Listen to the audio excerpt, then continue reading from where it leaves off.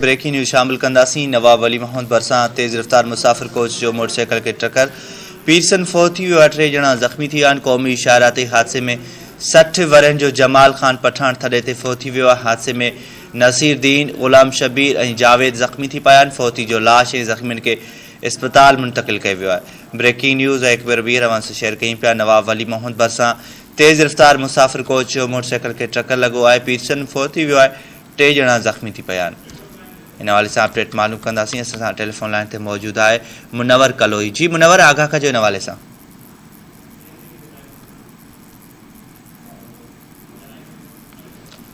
जी मुनवर, आगाह कजो इन हवाले से।